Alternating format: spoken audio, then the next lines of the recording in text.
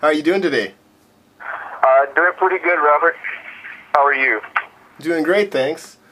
Cool. So, give me a little back history on Against the Plagues. I know that the band members of ATP are spread out all over the place. How did you all initially meet and decide to form this band? Oh, wow. This was, I want to say, back in 2005.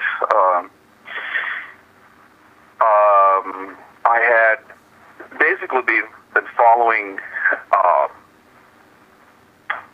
some message boards, and I had seen an announcement, I forgot which board it may have been, that, former members of Lost Horizon and Forest of Impaled were looking to form a new band, and so I had somehow gotten in contact with Varian, and we just basically hit it off, and we just talked for hours, and I sent over my demo, of course, stuff that I'd done in the past with previous bands and all that. So later on that year, he came down to Texas to meet with me, and just really shared philosophies about music and the idea behind what they wanted to do. And it just so happened that what I wanted to do was pretty much on par with what they had in mind. So that's how it pretty much started. They already had material ready. It was originally intended to be for Forest of Impaled, but when Varian decided to part ways with Forest of Impaled, he and Adrian had these songs and started, developing this new project. Adrian Adamus was the first guitarist we had, so he wrote the bulk of all the guitar parts of the first album. Him and Varian got together pretty much and would go to the practice space and just write and practice and practice and practice. So by the time I was already involved, we had probably about 6 songs done. And we also had Wojtek helping us out a bit. He provided the leads, and he kind of gave us his suggestions on the arrangements. And so, that's pretty much how that all started. When it came down to recording, what I would do is I'd record some vocals and suggest some vocal arrangements and record it here in Texas and send it over to them.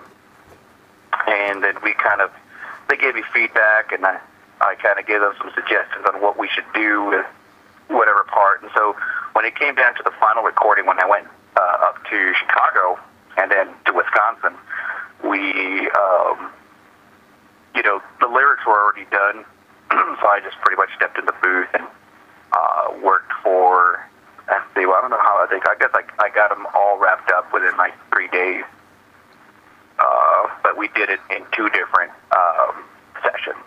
So I went 1 month, and then some months passed, and I went another month. So we finally released it in 2007. Independently. So, that's crazy. You guys are basically spread out, all 4 corners of the earth almost. Yeah. Was there any culture shock? You're working with one guy from Poland, another guy from Sweden.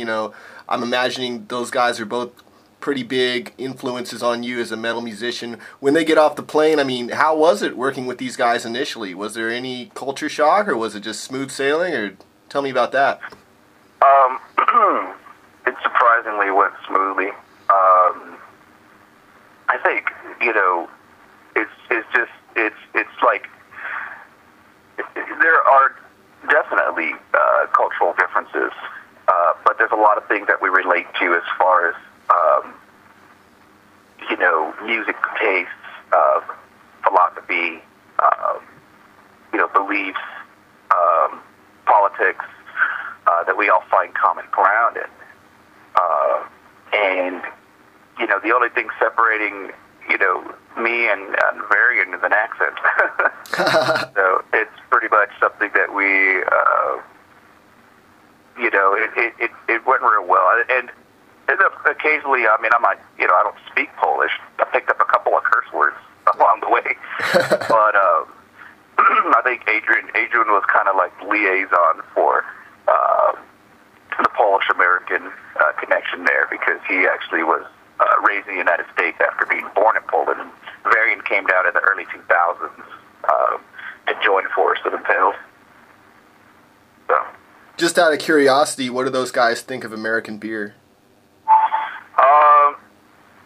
You know what? It's I think it's hit or miss with Varian. But when I brought him over to Texas, he sure seemed to be enjoying Lone Star. I just didn't tell him what it was. I didn't tell him it was a cheap beer. But after about 3 of those, he's like, hey, I like this. I'm like, yeah, dude, that's cheap beer. Oh, cheap no. American beer. It's Lone Star. But yeah, but I mean, he agreed with me about there's, a lot of different kind of beers that it really doesn't sit well with us. So let's talk about your latest release, Logan. Against the Plagues released Decoding the Mainframe last year, which is essentially a remix of your debut album, The Architecture of Oppression. Why did you feel the need as a band to go back and polish up the debut record rather than record all new material? Well, it wasn't the fact that we wanted to remix it.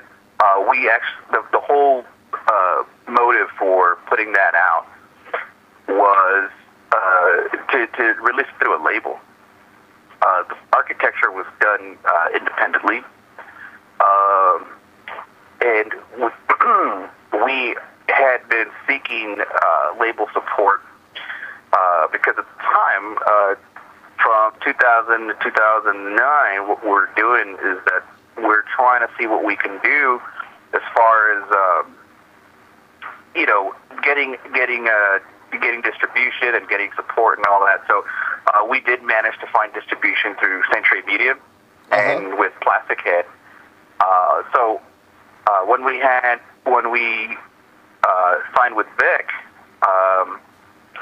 Records, we wanted to put this album out because we felt that we wanted more people. We wanted to get a wider range of audience, I suppose, a little more listeners, because we felt that we didn't have that this album needed to be listened to. And with the limited distribution that we had with Architecture, we thought that putting this out would be an excellent way to get it out there, and which is good because when I was in Holland last year, I actually saw it in CD stores, so it worked out like that. And so when we kind of also wanted to, now since we were doing that, we thought, well, are we going to release it straight the way we had it, or can we do some things that we wanted to do? Because when we initially released Architecture, we all kind of were not finished with it. There are little tweaks and things and little improvements that we all felt had to be done. Yeah. It was done in haste because in 2007, when we released Architecture, we were doing just kind of like a promotional little mini tour around the U.S. But we were just kind of waiting day by day for the for the album to get back to Varian, because we still didn't have it, So after a couple of shows that we played, we still didn't have the album. And then it finally arrived on Varian's doorstep. I'm like, here's the album, here's the album. So we did it in a rush. So I understand you guys, you worked with Dan Swano on that remix, right? Yeah, we sure did. What was that like? Dan Swano was, he really perfected the album. And his name came up, and it's something that he was more than willing to help us out on. And he was, very receptive to our suggestions and what we wanted to do. And he just, he added his own personal flair to it. And I think the album sounds fantastic. I mean, we've gotten a lot of feedback, just from, emails and things like that. So we accomplished what we wanted to do with that album. And a lot of people hadn't heard it before, and we're receiving comments like, this is the best album, this year and all that. I wouldn't say that, but, a lot of people felt that way, and it felt pretty good. I think we with all the hard work that we put into it, and we did put a lot of money initially for the original recording. Yeah, no doubt. I mean, considering that the debut, is 2007, then you had 3 years between that where you're remixing it. You must have heard all those songs about 50 billion thousand times. You must be itching to get some new material out there, and I don't know if it was your website or one of your social networking pages, but I read a little blurb about you guys had demoed out or recorded some material with Chris Wisco of Bell City Studios. How'd you enjoy working with Chris on that? What proved to me the most challenging aspect of recording your new material, and how would you describe the musical direction, Logan? Well, Chris is, we worked with him before with Architecture. He engineered that album too, so, we all agreed that this time around we're going to be working with Chris again because he's kind of like an invisible member of the band. He does a fantastic job. We have a great connection. He's a really good friend of ours, and it's almost like working with him is like he kind of knows how to read our minds sometimes. So, we did record some material back in back in 2009. Marco Martel was started working with Varian, and they started kind of juggling around new ideas. So come 2010, these ideas kind of started taking form, and that's when we started, working on this material. Was basically last year after we had done that music video.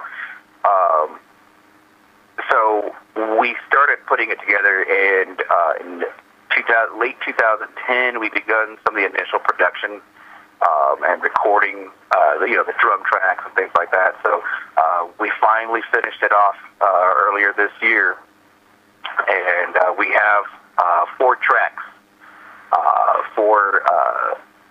brand new tracks that we have available that we're still deciding what we're going to do with them. So is there any interest from Vic Records, who released Decoding the Mainframe, or you guys going to self-release it like the debut? You just going to shop it around? What's the deal with that? Right now it's all up in the air, and we want to find out the best way to release this to the listeners and to the fans of Against the Plagues. And that's just, we're trying to get as much feedback as possible from people. What would be the best way to release it? Because, the way the industry's going right now, it's really hard to tell. It's very unpredictable, Robert. Digital distribution is something that a lot of people are going with. But we don't want to release something that's totally digital and not have anything for the collectors or for the people who are listening to CDs and stuff like that. I still, buy CDs and I still buy records, but I can't say the same for everyone. Yeah. So we try. That's the issue there, is trying to find out how we're going to put this out. If it was going all digital, of course, we would save a lot of money that way without having to worry about manufacturing. But at the same time, I think people kind of lose out in getting that physical product, in their hands, and that's right now. And it's not just our problem. I think that's going on with everyone right now. Oh yeah, I mean, there's a lot of buzz right now about, is it even worth recording a traditional full-length album, 8, 9 songs, whatever, versus just a single? And because of the digital download, who's paying attention to the full package deal anymore? But yeah, I think as far as metal is concerned, they'll always be relevant to have full lengths and nice packaging and killer album covers and the whole 9 yards. Yeah, I agree.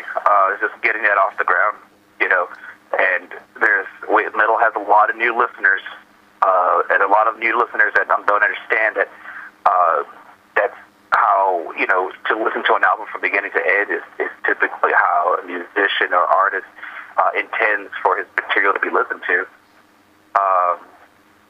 But yeah, I mean, it's very difficult to tell. I mean, we're not, Motley Crue where we can release one song and then people will download it. People want to listen to different ideas, and we have a lot of different ideas and thoughts, and I mean, potentially we could be making track after track. But then again, without label support, it becomes difficult, and you have to finance that yourself. If you want to have a good quality product, you're going to have to dish out some cash. Right. Well, Logan, shifting gears for a moment, this is really interesting to me. Your drummer, Varian, is from Poland. Then you got Wojtek from Sweden. And you yourself are, of course, from Texas. That must have been pretty difficult to pull off your initial North American tour back in 2007. Tell me about that First Against the Plague live concerts back then. What all do you remember from those shows? Was it chaotic? Was it triumphant? What do you remember? Wow, it was, I guess, both chaotic and triumphant. It was a tour that we worked with a couple of independent bookers, and we set up this just something to promote what we're doing and kind of start just doing shows. I mean, we played. We played a couple of hole-in-the-wall, I want to say a number of hole-in-the-wall joints. And those proved to be some of the better shows.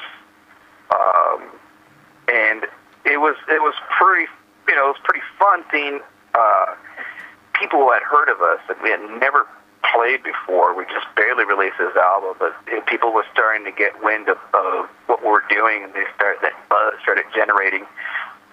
People showed up that were like, against the plague. And I'm like, how do you guys like us? How do you guys know who we are? So that happened. But of course, there was the disappointing aspect of it too, where we're doing stuff and we had difficulties with venues not paying or playing the wrong night, where they had said that there may have been a lot of people there, when in fact there was only like 5.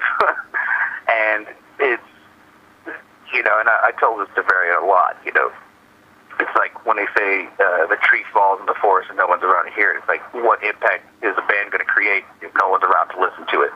And that was the hard part, is we invested a lot of money. We lost a lot of money. I nearly lost my house and my car when I came back to Texas. It was something that was very fun, and in retrospect, I'd do it again, but I'd find a different way to do it. It was just, it was discouraging, and it was very, very real. It's what people say, a band's going to go out on tour and all that. Not really what it's cut out to be, and it takes a lot of work sometimes. And we have every member of the band at the time all had experiences doing it, going on tour, and so we kind of knew what to expect. But this is in 2007.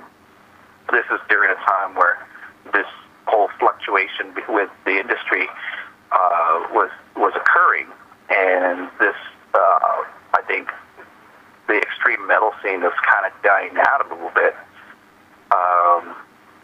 and we didn't expect that.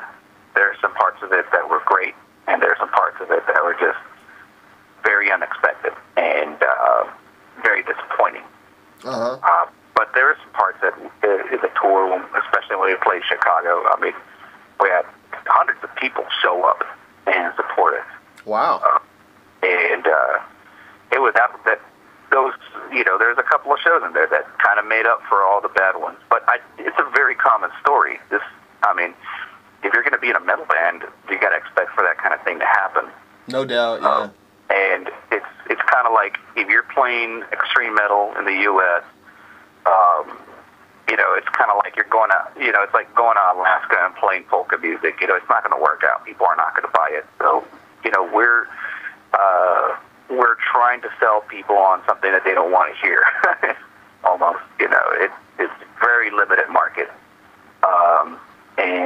But there's true hardcore fans that are the most dedicated kind of fans, or people that listen to metal.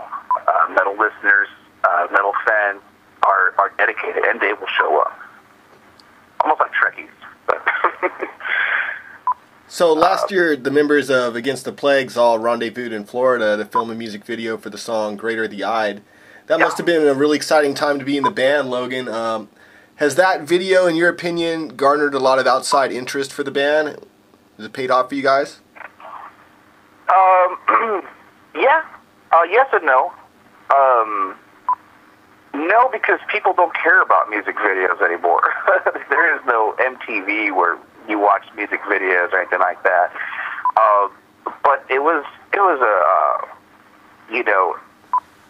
a means to kind of do something instead of doing something else. We wanted to invest the money into doing that rather and get better results than to invest money on doing shows. And if I'm going to spend $500 traveling somewhere and then another $500 doing 6 shows that no one shows up to, I want to be losing out on some money. So I'd rather be putting my money into something that's worthwhile. Yeah. And that was the case with every member. We all agreed that'd be something to do. And it was something that kind of coincided with the re-release or the release of Decoding the Mainframe and us working with Vic Records. All that coincided with each other. In 2010, that's when we started, and that also kind of started moving towards that the new material, the new ideas that were happening. So yeah, that's what we did last year, and so we said, hey, we don't have the material ready, so let's do something in the meantime, and that's what it served. It served its purpose. And that's why here in 2011, we're not working on another music video. We're working on new music. So maybe 2012 is, if money is right and if things go right, we can talk about, doing another music video or something, or some project of that nature, Yeah. But right now, we know what people want, and they want new music. Trying to sell people on. So it's my understanding that Against the Plague's guitarist Wojtek Lisicki is no longer part of your lineup. Metal fans will, of course, remember Wojtek as the driving force behind such bands as Lost Horizon and Luciferion. What were the reasons for his departure? Well, I don't want to solely blame distance, but that was a huge issue. I mean, to have the guitarist he was still working with other projects, and basically Wojtek his position then was to assist, and he also helped produce architecture. He did a lot of good work and some really solid leads that helped us out at the time. But I think with the new album, with the new material and the way we were going, we really wanted to get other musicians involved, and we all think Wojtek did a great job. So it wasn't anything too personal, where it was just something that unfortunately had to be done as far as moving on and working more efficiently, and that's one of the reasons why we weren't able to do a lot of tours and shows and stuff like that after 2007. We had a guitarist all the way in Sweden. Uh-huh. And we have, with our lineup now, Marco and now Novi. Novi's wanting to come over to the United States. Novi from Vader? And work with Novi, he's former Vader and Behemoth bassist. We think that with our lineup now, we feel it's a lot more solid, a lot more stable, and something that we can count on happening. We know that if we went on tour next month, Novi's going to be down here, and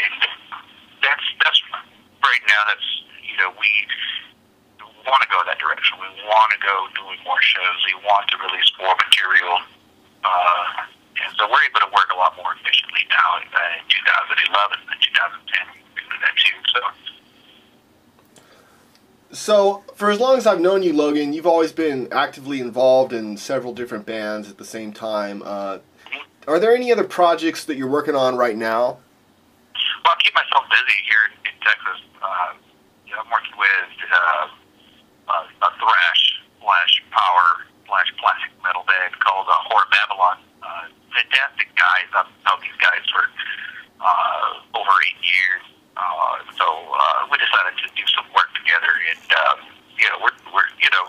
it's something that's keeping me active in the music scene, and it's pretty fun too. That's when it comes down to it. That's what it is. Are you having fun? Are you doing what you want to do? And so yeah, I am doing it, despite me having a day job. Music and playing shows and being with bands is what I want to do, and I'm hopefully all musicians in the genre want to do, and doing it for the right reasons too. Because if you go in thinking that you're going to be the next Iron Maiden, you're in for a world of disappointment. But it's something that it's what you have to do. You can't, especially with Against the Plague, can't be twiddling my thumbs here, waiting for the next recording. We work so sporadically. But when it comes down to Against the Plague, we work in a way that we got to get things done, and it's all business. Yeah, and talking about, this is something you have to do, and obviously you have a lot of drive as a musician. Yeah. What originally inspired you to pursue a musical career as a vocalist for a metal band? How'd you get into doing that?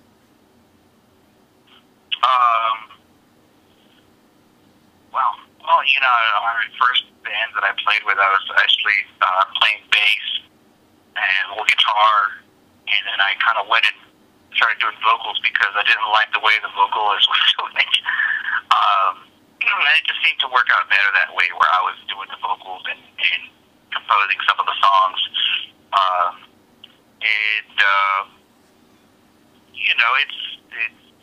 It's fun. It's something that I said, hey, this is fun. I like doing that. I like listening to music. I was listening to, bands since I was like 5 years old, listening to metal bands, and watching VHS tapes of, Iron Maiden Live After Death, and saying, yeah, that's something I want to do.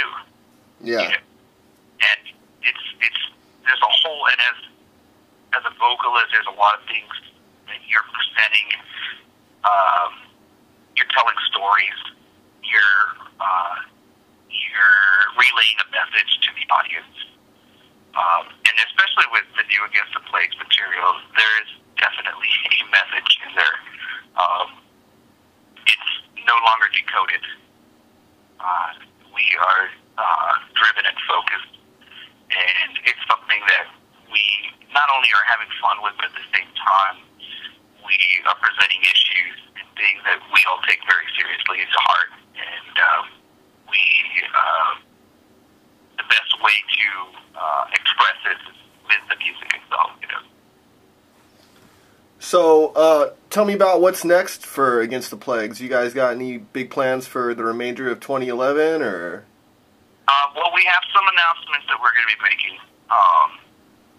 And in regards to the new material and things of that nature, ideally, we all want to do some shows and go on a tour, but we don't want to run into the same situation we had back when. Of course not. We want to do this so that we want to make sure that people know that this show is going on, that we're going to be playing. We do want to hit the road. We do want to release new material, and those are our goals. Well, hopefully you guys will. If we end up losing that money, at least we want to do it so that we want more people to be able to reach towards this music, because a lot of people weren't given that opportunity the first hand, and that's something that was our mistake. And we should have found a better way to get this to more people. So that's what we're doing now, because we get emails and we have a demand for what we do, and we want to put it out there. Yeah. I mean, hopefully you guys will land a package deal or something where you go out with 2 or 3, huge death metal bands that pack the butts and seats, and, maybe you guys can have a successful run.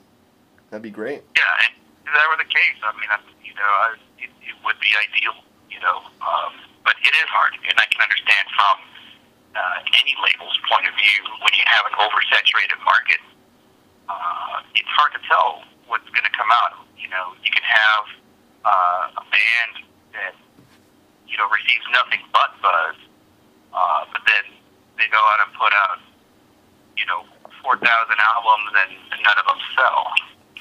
So that's another reason why it's difficult, and I can completely understand why it's such a gamble. It's such a gamble for the artist and for the label and for booking agencies too. No one wants to lose money. Right. But with Against the Plague, we know we're going to lose money, but we're willing to do it again under the right circumstances. We lose money on our terms now. Of course, and yeah, best of luck to all of you. Well, Logan, thanks so much for taking the time to talk metal with me today, my friend. I really appreciate that. Before we wrap this up, do you have any last words for your fans listening at home? Well, hey, look, stay tuned for the new stuff. Check us out on Facebook. I'm posting there, every couple of weeks with a little blog and comments and stuff like that. So you can look for us on Facebook. And whatever social outlet or social networking site that's out there, we'll probably be, doing some of that too. So anyway, but just keep listening to the music, buy music, and support your artists, because we're out there, busting our asses for you guys, because we know what you want to hear. So stay true, stay heavy, stay metal. Legs of the earth tearing at me. Slave of the tomb, eagle of flame.